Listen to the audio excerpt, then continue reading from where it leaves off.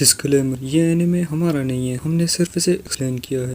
हे दोस्तों, स्वागत है आपका ड्रैगन बॉल सुपर की एक न्यू वीडियो में। तो यार, इस वीडियो में हम करने वाले हैं ड्रैगन बॉल सुपर की एपिसोड 75 का एक्सप्लेनेशन। तो वीडियो शुरू करने से पहले अगर आपने इससे पहले की एपिसोड नहीं देखी तो जल्दी से जाकर देख लें, लिंक मैंने डिस्क्रिप्शन में दे दिया है। तो बिना टाइम वेस्ट करे वीडियो शुरू करते हैं। ड्रैगन बॉल सुपर में इससे पहले हिट वर्सेस गोकू के बीच युद्ध के चलते हिट का अपर एंड होता है, but at the end Goku hit की सभी असैसिन टेक्निक्स को सरपास करते हुए उसे ओवरपावर कर देता है। आगे हिट को ओवरपावर करने से गोकू भी ओवरपावर हो जाता है और हंसता रहता है कि आखिरकार वो हिट की सभी टेक्निक्स को सरपास करने में सफल हो ही गया। जबकि हिट भी खुश होता है गोकू के फनी और इंटरेस्टिंग कैरेक्टर को लेकर। तभी वेजिटा गोकू पे अग्रेसिव होते हुए कहता है, तुम्हारी हिम्मत भी कैसी हुई मेरी जगह हिट को अपना ट्रेनिंग पार्टनर बनाने की। तो गोकू देन कहता है कि हिट तो उसे मारने की कोशिश कर रहा था, इसलिए उसे मजबूरन अपने फुल पोटेंशियल से उसके साथ फाइट करनी पड़ी। वेजिटा हैरान होते हुए कहता है, क्या तुम्हें मारना चाहता था? और हम हिट पे चिल्लाते हुए पूछता है कि उसे किसने हायर किया था कैकरॉट को मारने के लिए। वेजिटा ये सोच करके हिट से पूछा होता है ताकि उसका पता चलने पर वो उससे कैकरॉट का बदला ले पाए, लेकिन हिट मना कर देता है कि वो कभी भी उसके क्लाइंट की आइडेंटिटी रिवील नहीं करता। जबकि वीरस वेजिटा पे ही शक करने लगता है कि उसने ही गो को मारने के लिए हिट को हायर किया होगा, लेकिन वेजिटा वीरस से कहता है कि शायद वो दिमागी तौर पे खिसक गया है, वो भला ऐसा क्यों करेगा। लेकिन वीरस की इस तरह से इंसल्ट करने पे वेजिटा को सॉरी भी करना पड़ती है, क्योंकि वीरस सिर्फ गो को ही अलाउ करता है उसके साथ फ्रेंडली पेश आने को और किसी को भी नहीं। तभी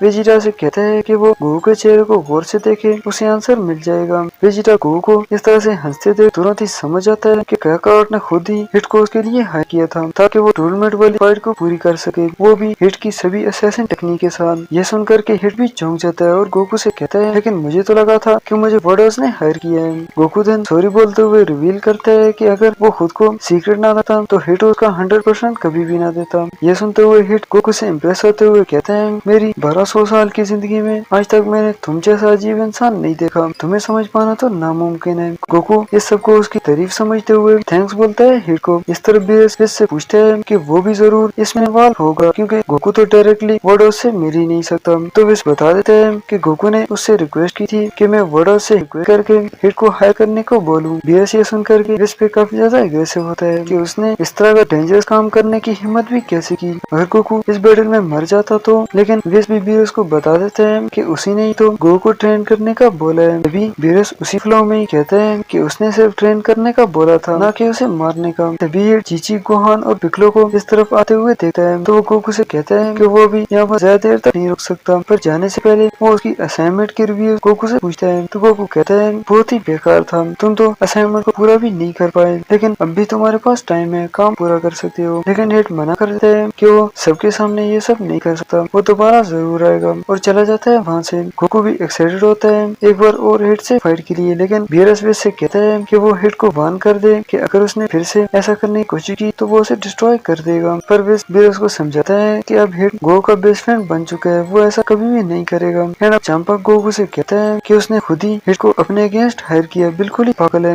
अब तक ये लोग पास पहुंच गए होते हैं तो वर्डर्स और चंपा भी चले जाते हैं। तभी चीची आते ही गोकू से पूछती है कि उसे कौन सा असैसिन मारने की कोशिश कर रहा था, जल्दी बताओ, मैं अभी के अभी उसकी उसे औकात खाती हूँ। गोकू बता देता है कि वो उसे नहीं जानता, लेकिन चीची गेस करती है कि वो जरूर फरोस्टी होगा और कहती है कि अगर वो दोबारा आया तो वो कभी भी जिंदा बचकर नहीं जा पाएगा। तभी गोकू वेजिटा से कहता है कि वो इस बारे में किसी को भी ना बताए कि उसने खुद ही हिट को हायर किया था। एंड अब सब कुछ अच्छा जा रहा होता है। तभी वेजिटा से कहते हैं कि वो उसके ग्रैंड मदर का सीक्रेट सॉस खाने के लिए तरस रहे हैं। वेजिटा डर जाता है क्योंकि उसने तो गो की फाइट देखने के लिए बहाना बनाया था एंड कोई और चीज खिलाने का सोच करके बता देता है कि वो कल तक ग्रैंड मदर से वो सब कुछ बनवा कर ले आएगा। एंड अब कुछ दिन बीत जाते हैं जब गोकू खेतों में काम करने आया होता है, पर वो काम से ज्यादा ट्रेनिंग पे ध्यान देता रहता है। गोटा ने चीची ने गोहान को इनवाइट किया होता है गोकू का ट्रेनिंग पार्टनर बनने के लिए, क्योंकि चीची फिक्र करती है कि गोकू बिना ट्रेनिंग पार्टनर काफी ज्यादा उदास है। गोहान भी उसके बिजी शेड्यूल के कारण पार्टनर बनने से मना कर देता है और गोटन से पूछते हैं कि उनके डैड विस, वेजिटा या पिकलो को उनके साथ ट्रेनिंग के लिए क्यों नहीं बुला लेते। तो गोटेन बताता है कि वेस्ट डिस्ट्रॉयर्स और एंजल्स की मीटिंग में बिजी है और पिक्लो अभी डेंडे को गार्डियन की सभी रिस्पॉन्सिबिलिटीज के अकॉर्डिंग ट्रेन करने में बिजी है। और रही बात वेजिटा की, वो हर वक्त गुस्से में रहता है जिस कारण गोकू उसके साथ ट्रेनिंग बिल्कुल भी एंजॉय नहीं कर पाता। यह सब जानने के बाद गोहान गोटेन को ही गोकू का पार्टनर बनने का बोलता है, लेकिन अभी तक उसने हाफ सेंटेंस ही बोला होता है कि तभी वो चीची का गुस्सा देख के टॉपिक को बदल देता है कि गोटेन को तो स्टडी करनी चाहिए। एंड अब गोहान के पास और कोई रास्ता नहीं होता सिवाय गोकू का पार्टनर बनने के। तो गोहान इस खेल को और मजेदार बनाने के लिए सैमैन कॉस्ट्यूम के साथ गोकू के सामने चला जाता है। वो कहता है, तुमने आज तक बहुत ही बुरे काम किए हैं गोकू, पर आज तुम्हें इस सब की कीमत चुकानी होगी क्योंकि ग्रेट सैमैन सिटी में लौट आया है। लेकिन गोकू हैरान होते हुए गोहान से पूछता है कि उसे रात को कहीं सिर पे चोट तो नहीं लगी जो इतना अजीब बिहेवियर कर रहा है, और ये भी बताता है कि उसने कोई भी बुरे काम नहीं किए। तभी गोहान समझाता है कि अभी वो गोहान नहीं बल्कि सैमैन है, उसे सैमैन बुलाएं। भले ही वो बहन के लिए एक पापा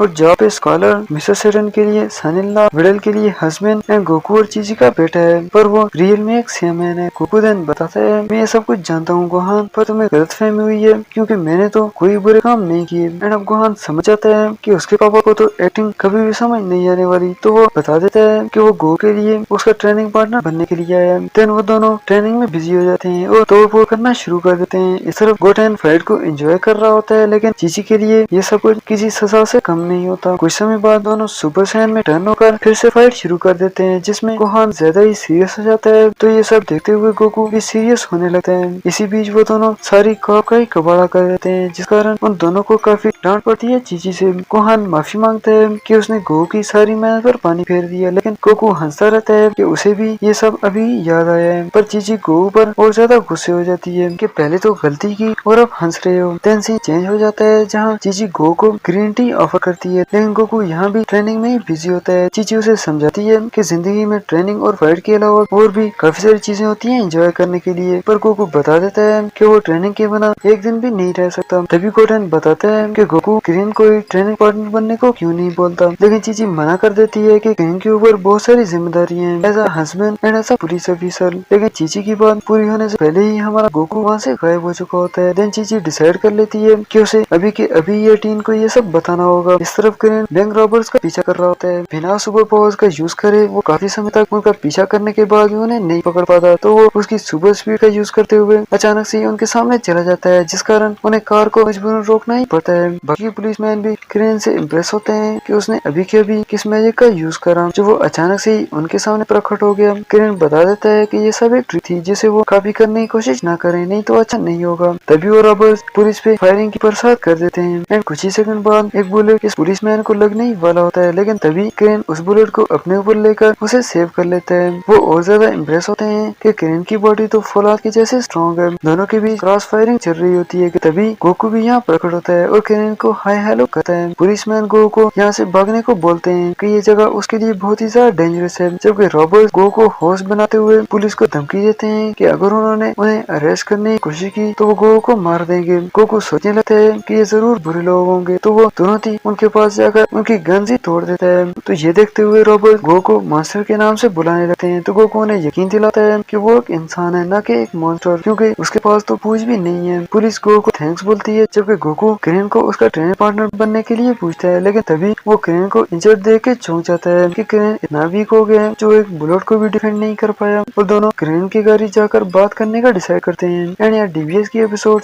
खत्म होती है। अगली स्टोरी नेक्स्ट एपिसोड में।